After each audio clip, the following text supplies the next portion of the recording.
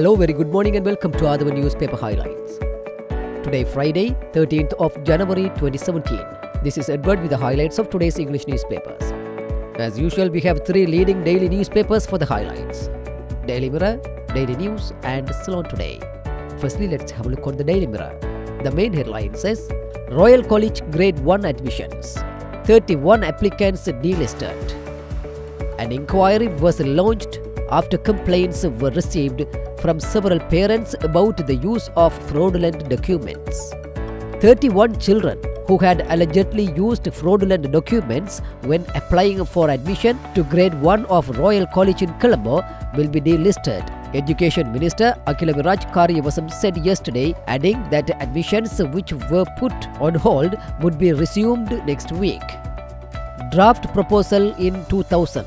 No clause for 2-year extension of tenure, says Chandrika. I am surprised to see a statement made by Cabinet spokesman Rajda Senaratne about 2000 draft constitution formulated by my government. Responding to a statement made by Cabinet spokesman and Minister Rajda Senaratne, former President Chandrika Bandaranaike Kumaratunga said she had made no attempt to extend her term of office by 2 more years through the constitutional proposals presented to Parliament in 2000. Avoid siding with the big powers, China tells small, medium-sized nations. In a white paper which clarifies its stance on Asia-Pacific security, China has stressed the need for small and medium-sized countries in the region to refrain from siding with big powers. We have a clear consensus on domestic mechanism, Foreign Minister Mangala Samaraveera says. Even though there were divergent views within the government regarding the participation of foreign judges in the proposed judicial mechanism, there is a clear consensus across the board on the need for an independent and credible domestic mechanism as promised in President Maithripala Sirisena's manifesto, Foreign Minister Mangala Samaraveera said. Sri Lankan doctor who killed her husband allowed to stay in Australia. The Sri Lankan-born doctor Chamari Liyanage, who killed her abusive husband in Western Australia in 2014, will be allowed to stay in the country after the Department of Immigration reinstated her visa, the ABC Radio Australia reported on Thursday. SLFP favours proposals not requiring referendum, State Minister Dilan. The Sri Lanka Freedom Party is in favour of constitutional proposals which do not require the people's approval in a referendum, party spokesman and State Minister Dilan Pereira said yesterday. Secondly, let's move to Daily News. Resident visas for foreign investors. Minimum investment of $300,000. Tax concessions, extension of visas for over $1.5 million investment.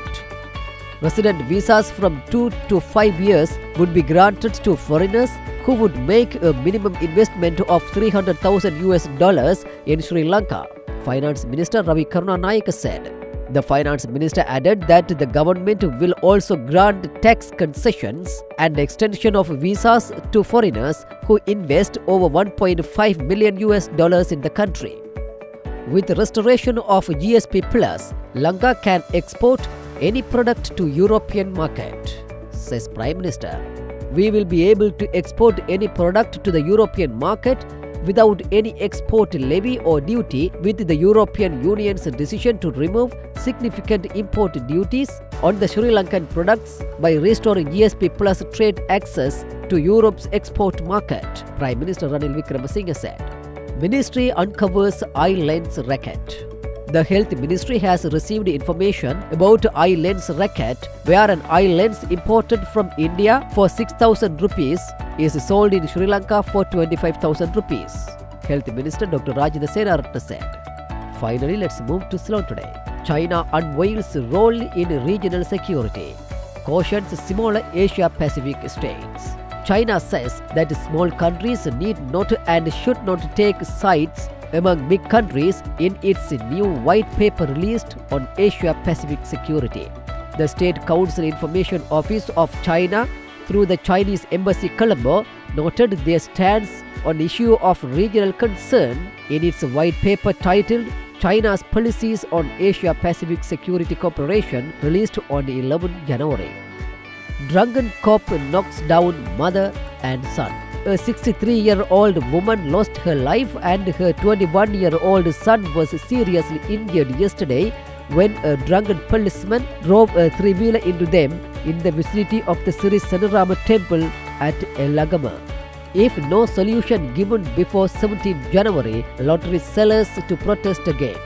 The All Ceylon Lottery Marketing Representatives Association said that according to the agreement reached at the discussion with President Maithripala Sirisena on January 2 regarding the problems faced by lottery marketing representatives and vendors, if no solution is forthcoming, all lottery representatives and vendors will boycott selling of lottery tickets from 18 January.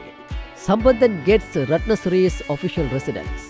1.5 years after being appointed the leader of the opposition in parliament, R. Sambandhan will receive his official residence. The official residence that had been occupied by former Prime Minister Ratnasri Wickramanayake will be handed over to Sambandhan in the next 2 days. Minister of Public Administration Ranjith Madhuma Bandara said in a statement. Bandara said that this house is being provided to the opposition leader by the Ministry of Public Administration on the instructions of President Maithripala Sirisena, Prime Minister Ranil Wickramasinghe and Speaker Karu Jayasuriya. With that, let's come to an end of today's paper highlights. We will come with more news tomorrow morning. Thanks for listening to other newspaper highlights.